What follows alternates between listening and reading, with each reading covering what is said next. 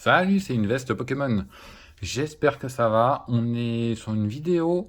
J'avais hâte de la faire. Vraiment, vraiment très très hâte. On va découvrir les cartes PCA que j'ai envoyées à Paris. Ça a mis 2 mois de délai. Envoyé en mars, arrivé en mai. J'espère qu'on aura des bonnes notes, honnêtement. Bon, il y a certaines cartes que j'aimerais garder, d'autres cartes que j'aimerais vendre pour financer d'autres choses. Et j'ai vraiment hâte. C'est la première fois que je reçois du PCA. Alors on va voir si honnêtement hop, les notes sont vraiment dures ou pas. Et s'ils ont bien fait leur taf. J'espère qu'on va pas se taper des 2 ou des 3 ou je sais pas quoi. Euh, honnêtement, j'espère pas. C'est la première fois que je vois ces boîtes PCA. Si je suis content des notations et voilà, des cadres et autres, j'ai acheté des petites pochettes là. Hop, elles sont ici. Donc on va protéger les PCA avec ça. Ça se met en plus par-dessus, si jamais on raye le boîtier ou une connerie comme ça. Sachant dedans, il y a un peu de Dracofeu. Il y a le Dracofeu set de base, mais en très mauvais état, hein. Donc je vais l'envoyer si on a plus de un ou 2. Si on a plus de 2. Si on a plus de un en fait, c'est déjà énorme. C'est déjà énorme. Je sais pas où ils ont mis le Dracofeu ou comment ils ont réparti. Donc on va s'offrir, je sais pas, n'importe quelle boîte, hein, celle-ci. On va commencer par celle-là. Je sais pas du tout ce qu'ils ont fait. Après, c'est bien qu'ils individualisent un petit peu les boîtes comme ça. Et puis voilà. Hop. Ok. Donc c'est la première fois que je découvre ça, hein, pour tout vous dire. Hop. Ouais, les boîtiers sont sympas, hein. PCA. PCA. Hop. Oula. Ah. J'ai mis un petit coup dans le support du téléphone. J'ai pas envie de me spoiler les notes, donc hop. Hop là. Ok. Ok, ils mettent dessus et dessous. Ça marche. Donc là, on a 4 cartes déjà. Alors le boîtier en main. Ouais, c'est plutôt sympa, hein. C'est du plastique. Alors après, normalement, ça résiste aux UV et choses comme ça. J'ai envoyé des cartes du set de base. On va voir combien on a. Je sais pas trop où est la note. Elle est en haut à droite, non? Attendez. Hop, elle est là. Elle est là. Ok. Donc là, c'est un Carapuce. Carapuce édition 1 que j'ai eu dans le booster en édition 1. J'ai eu ce Carapuce là-dedans. J'espère qu'on va avoir une bonne note parce que si on se tape des 7 ou des 8, pour une 4 qui sort de booster, bon, on va voir. 9, proche du 9. Donc elle sort de booster, hein. Je sais pas trop ce qu'ils reprochent aux cartes, comment avoir 9,5 ou 10. Ok, 9, bah, ouais, 9. Je sais pas trop, après, honnêtement, ouais. Pour une carte qui sort de booster, est-ce qu'ils auraient pu mettre 9,5?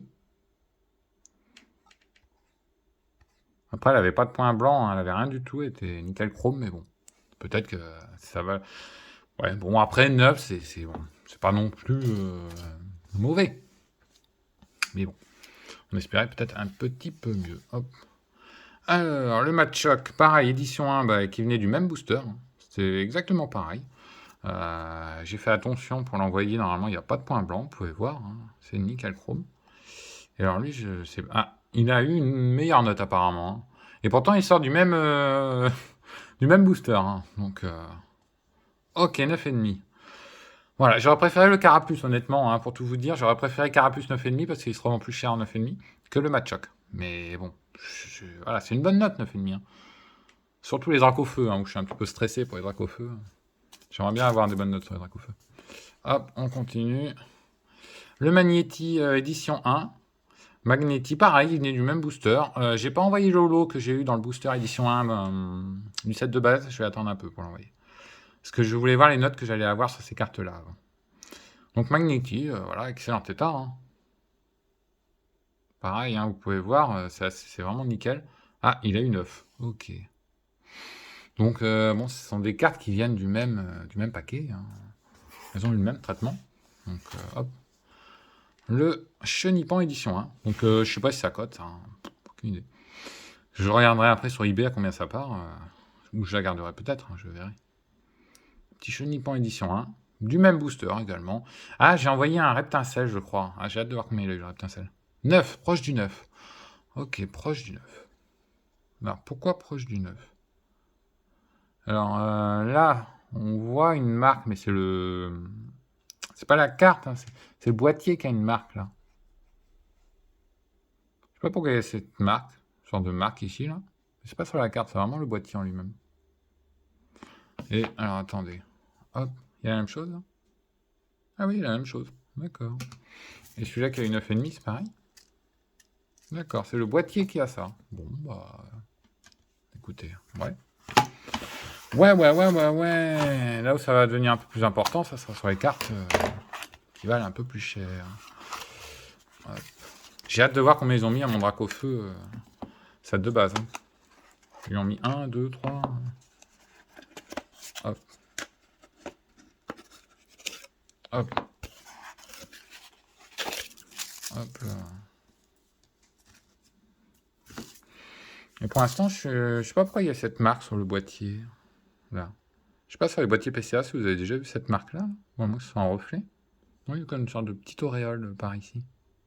Bon, écoutez. Pas trop grave. Hop. On met son voilà. Mince. Je crois qu'il a pas une excellente note. Donc c'est mon drac au feu évolution, XY évolution. Combien il a? Je sais pas. J'ai vu que c'était assez long en fait, ce qui était marqué là. Donc déjà il a pas 9. Il a pas 9,5 déjà. Il a pas 9,5 et alors là j'enlève mon pouce, vous pouvez voir l'arrière. Hein. Ah oui, il y avait un peu de blanc ici, je crois. Ouais, ici légèrement. Légèrement. Ah, effectivement, je crois elle avait ça comme problème. Elle a eu combien? 8. Ah ouais, c'est chaud. Hein. C'est chaud pour avoir une bonne note sur le drac au feu, surtout sur XY Evolution. Hein. Je l'avais acheté sur eBay. Bon, après, je peux comprendre parce que ici, là, il y a un peu de blanc, effectivement. Je suis d'accord. Ouais. Il y a un peu de blanc, donc je peux comprendre qu'elle est 8. Après, j'aurais préféré un 9, c'est vrai. Hein. Surtout quand c'est drac au feu. Ouais, c'est pas évident d'avoir plus hein, sur XY Evolution. C'est vraiment pas évident. Ah bah là on est sur du Ponyta édition 1. Donc il venait du booster édition 1. Il était avec. Alors là je peux vous dire déjà qu'il a une bonne note parce que là je vois, oui, il a 9,5. Ok. Je vois qu'il n'avait pas marqué énormément de choses. Je sais pas comment ils font pour mettre 10. Hein. Pour avoir un 10, je sais pas ce qu'il faut faire pour avoir un 10 honnêtement. C'est déjà bien, hein, j'ai pas à me plaindre parce qu'ils sont assez durs. Mais on aurait préféré que ça soit sur des cartes un peu plus marquantes, les bonnes notes. Donc plutôt que... Ah, le XY évolution, mais en reverse. Alors, la reverse, je sais pas si vous voyez. Là, attendez. Là, il y avait un petit misprint ici. Pas un misprint, mais un petit peu d'encre là, ici. Ici. Donc, bah il a 8 aussi. Je crois bien qu'il a 8. J'ai vu, il me semble qu'il a 8. Proche du 9. Et l'arrière, par contre, t'es nickel. Hein. Alors, celle-ci, elle est plus nickel que l'autre, hein, normalement. Et... Ah, 9. Ah, good. Proche du 9. Ah, effectivement. Effectivement, ouais. C'est parce qu'il y a les points blancs en bas. C'est pour ça que... Ok. Donc ça, c'est une bonne nouvelle, quand même. Le proche du 9, 9 c'est pas mal. Parce que c'est dur d'avoir du 9 sur XY Evolution. Donc c'est une assez bonne nouvelle. Le 8, je m'y attendais un petit peu. Hop. Et la dernière fournée. Hop. On va pas se spoil. Voilà. C'est intéressant, je trouve, de découvrir un petit peu les notes comme ça. C'est une première, en tout cas, de mon côté. Il est où mon... Ah, il est là, mon drac au feu. Voilà. Donc là, j'ai le drac au feu tout pourri, là. Hein. C'est lui, j'ai envie de voir combien ils lui ont mis, c'est le set de base. Il a un dos vraiment assez pourri, donc... Et normalement, j'ai un Pikachu VMAX quelque part. Je sais pas où il est. Écoutez, on va garder le drac au feu, set de base, par là, et on va prendre celui-ci. Hop. Ah, bah c'est mon Pika. C'est mon Pikachu. Ok, Pikachu VMAX. Normalement, il a un point blanc ici. Hein. En haut, là. Il a un léger point blanc tout en haut, là. Sinon, la carte était plutôt en bon état, centrée et tout. Et il a eu combien? 9,5. Ah, c'est pas mal, hein. J'aurais pas cru. Honnêtement, j'aurais pas cru parce que il avait ici, là. 9,5, il avait un point blanc. J'aurais préféré le 9,5 sur le Dracofeu, hein, pour vous dire, mais c'est pas mal. C'est vraiment pas mal. 9,5 ouais, sur un... Ouais, ouais, c'est pas mal, pas mal. Alors, attendez, hop. Alors, le Dracofeu. Le Dracofeu, set de base, hein. Donc, vous voyez, les tailles pas super, hein. J'ai quand même fait grader parce que c'est la seule carte que j'ai en set de base. Je pense honnêtement qu'elle va avoir 2. Si elle a 3, c'est énorme. C'est énorme. Si elle a 1, bon, elle aura 1, voilà. On voit quand même qu'elle est assez marquée, hein. Lolo au milieu reste acceptable, mais après, il y a quand même pas mal de points marqués, hein. Et derrière, voilà, vraiment le derrière était marqué. Non, bah oui, j'ai eu peur, mais non, c'est bon. Oui, oui, c'est vraiment assez marqué. Bon, je pense qu'elle a 2, mais on va voir. Hop. Elle a 1, ah ouais, très mauvais. Ah, je pensais qu'elle aurait 2. D'accord. Ok, ok. Non, bon, bah, ouais. Ouais, je pensais honnêtement qu'elle aurait eu 2. Parce que j'ai vu des 2, le dos, ok. Ouais, le dos est assez marqué, hein, effectivement, hein.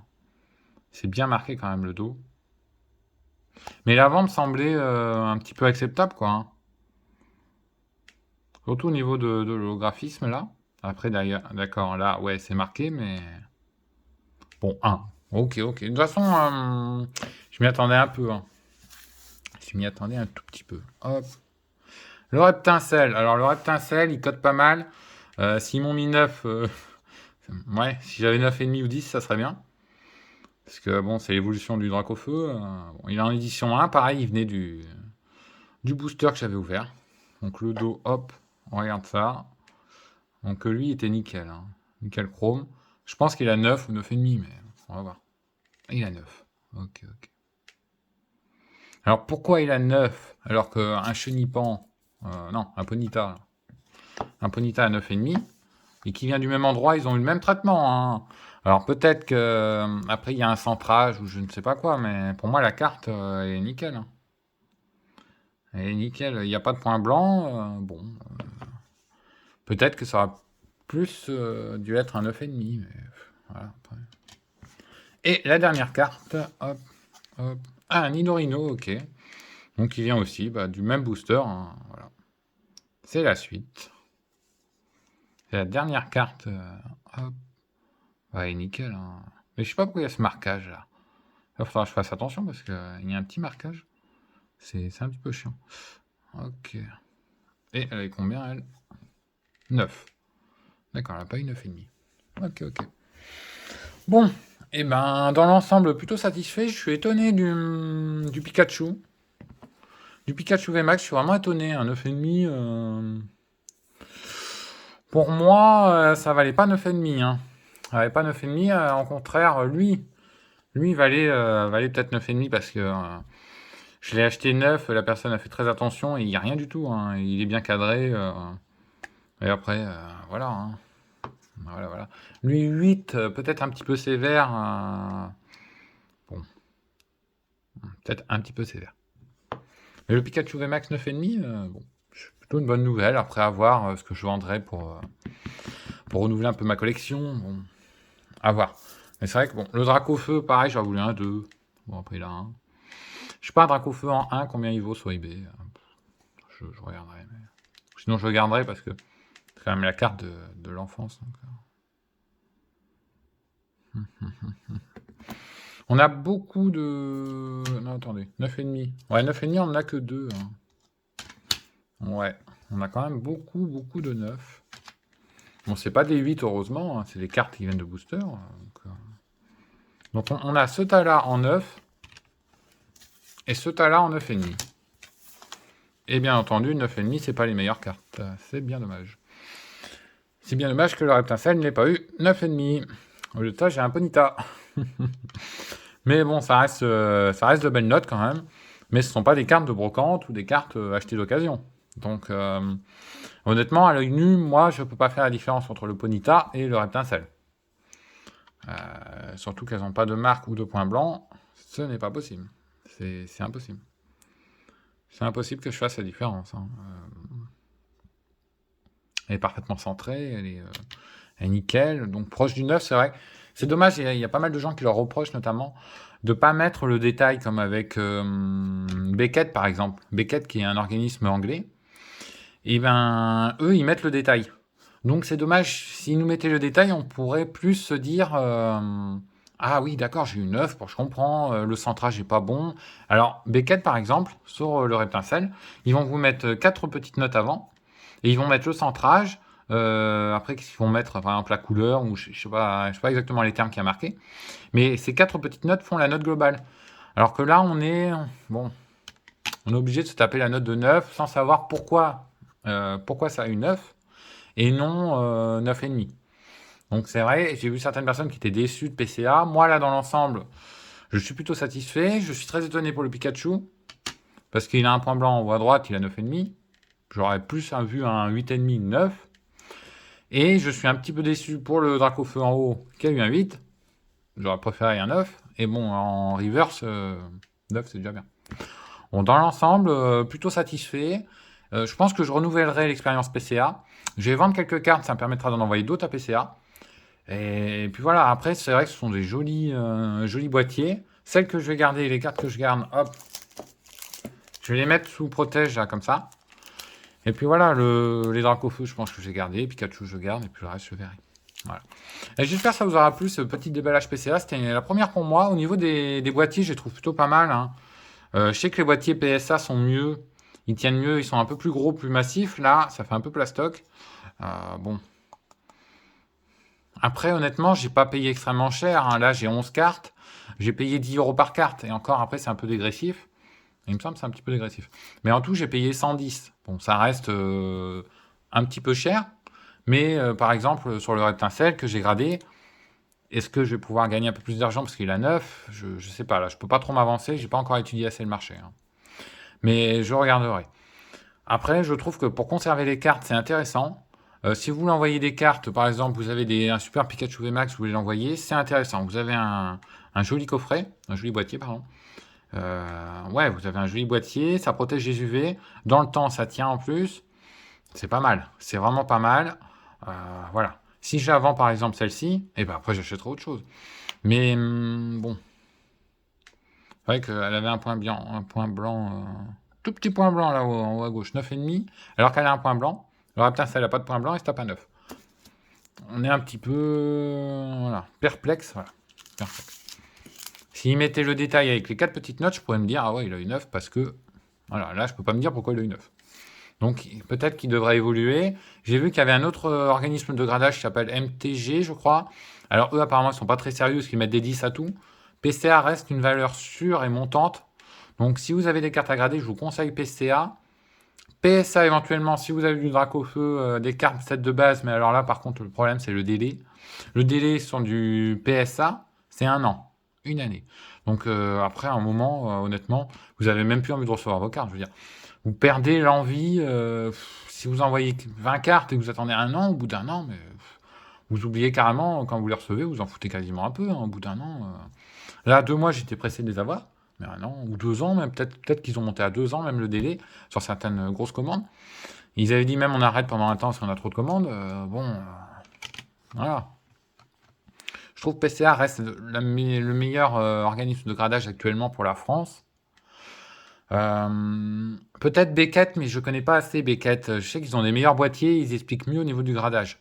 Alors, bon, je sais pas pour l'instant si j'irai peut-être chez Beckett, mais au niveau des délais, c'est peut-être pareil. Si c'est 6 mois, 1 an. Et le fait que ça sorte de la France, c'est pas pareil. Là, on sait que ça va à Paris. Si vous l'envoyez par la poste en recommandé, il n'y a pas trop de soucis. Donc voilà. Voilà, faut être.